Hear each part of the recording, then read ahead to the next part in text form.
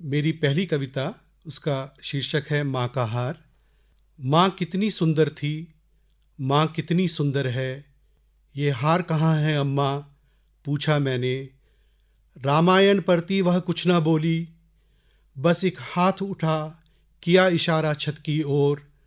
मैं समझ गया पंखा और तेज करना है गर्मी में, सो छोड़ वो फोटो गोल मेज पर, मैं गया स्विच की ओर। कई साल बीते, फिर माँ के घर छुट्टी ने पहुंचाया। कुशल क्षेम पूछ, जैसे ही पुरानी फोटो देख, धूल उस पर से ली मैंने पोंछ, तो याद आया माँ कितनी सुंदर थी, माँ कितनी सुंदर है। लेकिन फिर पूछ लिया वही प्रश्न पुराना, ये हार कहाँ है अम्मा। टीवी से बिन नज़र हटाए इस बार भी उसने बस एक हाथ उठा, फिर किया वही इशारा छत की ओर। लेकिन सर्दी में पंखा था बंद, सो नकली गुस्से में मैं खड़ा हो गया अम्मा और टीवी के बीच। तब जाकर उसने पास बुलाया और कहा, किसी को भी बुरा न कहना, इस फोटो में जो भी हैं आभूषण मेरे, वो कान के झुमके, टिहरी की नथनी, मांग का टीका, सब कुछ इस घर की नींव जड़े हैं ईंटें बनकर। और वो हार जो तुम बरसों से पूछ रहे हो बेटा, वो लिंटर जीत छत बन गया हम सब के ऊपर। मेरी दूसरी कविता, पिता के श्राद्ध पर।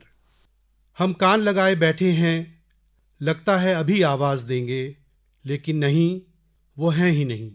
मस्तिष्क पर आघात से पहले वे पूर्णतः आत्मनिर्भर थे, या यूं कहें केवल अम्मा पर निर्भर थे। हमसे कभी कुछ मांगा ही नहीं, केवल ताश, शतरंज या कैरम खेलने का साथ छोड़। उसके बाद उनकी आंखें बोलने लगीं, और जब तक वो जिंदा थे तब तक हम उन्हें पर मददगार साक्षी रहे बने। उनके लिए टीवी लगाकर उनके कमरे से आते जाते हाल चाल पूछ, उनका तकिया बिस्तर दवा पानी ठीक कर, उनके जूते चप्पल टोपी छड़ी सीधे कर, हम फिर अपने कामों में व्यस्त उनकी पहले से मीठी और आघात से क्षीण हुई आवाज़ को तब तक न सुन पाते जब तक वो झल्ला के हमें डांट न देते। अपनी खोई ताकत खोजते क्षणिक गुस्से में, जिसके बाद जो हमसे अनसुना होता, अम्मा उनका हाव भाव देख उसका अनुवाद करती, और हम सब वह चुपचाप करते उससे थोड़ा ज़्यादा ही। लेकिन अब वो हैं ही नहीं। हम कान लगाए बैठे हैं, दिल चाहता है वो आवाज़ दें, लेकिन नहीं, वो हैं ही नहीं। अब वो न्यायाधीश हैं, और हम तरसते हैं उनकी कोमल डांट के आशीर्वाद को, जो वो अब दंड स्वरूप लगाते ही नहीं। हम कान लगाए बैठे हैं, लेकिन अब वो बस पूजा से झांकते भर हैं, एक शांत मुस्कान लिए माथे तिलक लगी तस्वीर से। मेरी तीसरी कविता, छोटी सी प्रेम कविता, संध्या का सूरज।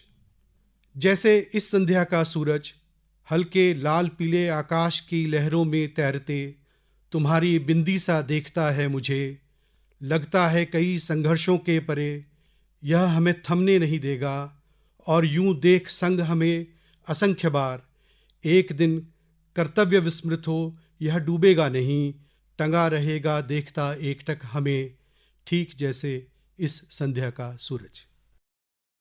मेरी चौथी कविता एक आवाहन कविता है। स्वप्न देखो।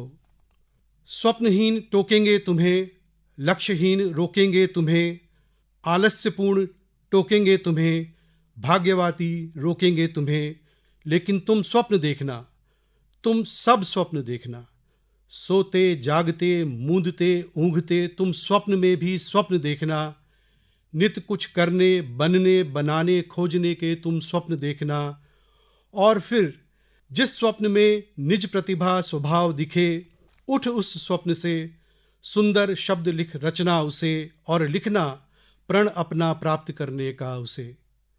संतोष में असफलता छुपाए स्वजन टोकेंगे तुम्हें, उनके सादा जीवन उच्च विचार ढोंग रोकेंगे तुम्हें, लेकिन तुम अपने ही लिखे प्रण को हृदय में धर, प्रण से भरी कुछ लंबी सांसें अपने फेफड़ों में भर, चल पड़ना लक्ष्य को सबसे लंबे कठिन मार्ग पर, पिछड़े का साथ देना, दुर्बल को साथ लेना हर प्रहर, न मुड़ना कहीं यदि दिखे जो कोई सरल छोटी डगर, कहीं न रुकना देख दूरी या बाधा एक भी आह भर। थकान रोकेगी तुम्हें, संतोष टोकेगा तुम्हें, मौसम रोकेगा तुम्हें, ऋतुएं टोकेंगी तुम्हें, लेकिन तुम नीचे विश्वास के रख भय संदेह सब, और कुछ न होगा रुकने से यह निज स्मरण में रख। कभी तेज तो कभी सांस लेने को धीरे पग बढ़ाना, हर मोड़ हर ढलान हर चढ़ाई रख धैर्य पार करना। चलते चलते रखना सदा लक्ष्य ध्यान में, और उस पर ही पहुँच तुम जाना विराम में। लेकिन ऐसे विश्राम में भी सोते जागते मूंदते ऊँघते देखना स्वप्न, और रहना स्वप्न में भी स्वप्न देखते, और उठ पुनः निज प्रतिभा स्वभाव के आधार पर, लेकिन किंचित बड़ा निज स्तर और सीमाएं निरंतर। उस स्वप्न को संपूर्ण करने का भी पूर्ण प्रण लिखना, उसकी नियति प्राप्त करने का अपना ही मार्ग रचना, और प्रण प्राण से भरी कुछ सांसें अपने फेफड़ों में भर पुनः अपने नियत यथार्थ मार्ग पर होना तुम अग्रसर, होना तुम अग्रसर। एक छोटी सी बहुत ही छोटी कविता, लघु कविता इसको कह सकते हैं, प्रवृत्ति पे, मानव प्रवृत्ति पे।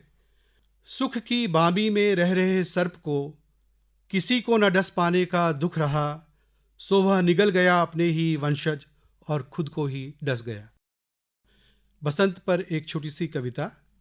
तिथि पंचांग ग्रह देख सब कह रहे, हुआ शरद अंत अब आ गया बसंत। लेकिन उमड़ घुमड़ बादल, बारिश झमाझम, चमक दमक बिजली, सर सर्द हवा चुभे बदन, ये कैसा बसंत। कल ही लौटते शरद में भीग लगी ठंड, चांद सिकुड़ा रात, उगा सूरज बिन तपन, ये कैसा बसंत। पथ लथ पथ पौध सब कुम्हलाए हुए, अमल तास गुलमोहर पात बिन नग्न, ये कैसा बसंत। फिर भी उठ काम को जाने लगे हम, आशा में बसंत की विष्णु रंग पहन, तो हमें देख सब कहने लगे जन, लो आ गया बसंत, अब आ गया बसंत। एक कविता पुनः लिखने पर, शुरू करने पर मैं पढ़ना चाहता हूँ। तो मैं फिर लिखना चाहता हूँ। क्षीण परा संवेदन जगाने, हर पीड़ा पर अश्रु बहाने, मैं फिर लिखना चाहता हूँ, मैं फिर बहना चाहता हूँ। सुख दुख के अंतराल में, मंद पड़ी जीवन चाल में, मैं फिर लिखना चाहता हूँ, मैं फिर उड़ना चाहता हूँ। बातें यादें भाव स्वप्न अनेक, कही अनकही सिरहाने टेक, मैं फिर लिखना चाहता हूँ, मैं फिर कहना चाहता हूँ। लाकर कलम कागज़ शब्द, चल उठ या रहकर निशब्द, मैं फिर लिखना चाहता हूँ, मैं फिर रचना चाहता हूँ। बांध से बंधे बंधन तोड़, खुद से नया रिश्ता जोड़, मैं फिर लिखना चाहता हूँ, मैं फिर बढ़ना चाहता हूँ। ठहराव नहीं स्वीकार मुझे, हर बहाव रहा पुकार मुझे, मैं फिर लिखना चाहता हूँ, मैं फिर सुनना चाहता हूँ। अंधियारे में कर उजियारे, तुंग श्रृंग वन नदी किनारे, मैं फिर लिखना चाहता हूँ, मैं फिर जगना चाहता हूँ। खोल अवरुद्ध झरना कविता का, अविरल भाव कर निज मन का, मैं फिर लिखना चाहता हूँ, मैं अब बस लिखना चाहता हूँ। एक आह्वान कविता। आगे बढ़ो। जो खो गया सो खो गया, अब तुम आगे की सोचो। पथ ना नापो पथ को नापो, यूं उदास तुम जो बैठोगे, नहीं रुकेगा जीवन प्रवाह, बस तुम ही पीछे छूटोगे। जो हो गया सो हो गया, अब तुम कल की सोचो। पथ को पाटो लक्ष्य को साटो, जो हताश तुम यूं बैठोगे, नहीं मुड़ेगी समय दिशा, बस तुम ही पीछे छूटोगे। जो होना है वह होकर होगा, तुम कुछ करने की सोचो। न डरो दूरी से पथ को तरो, यूं निराश तुम जो बैठोगे, नहीं घटेगी पथ की लंबाई, बस तुम ही पीछे छूटोगे। उठो मन के तम को आशा से चीरो, कदम बढ़ाओ पथ पर लक्ष्य को टेरो। वह स्वयं बन आएगा मील का पत्थर, सौभाग्य बनाओ तुम श्रम से तप कर। जो अनवरत हर प्रहर अवसर कर्मरत लगे रहोगे, तो निश्चित अवसाद पीछे छूटेगा, और तुम आगे बढ़ोगे, और तुम आगे बढ़ोगे।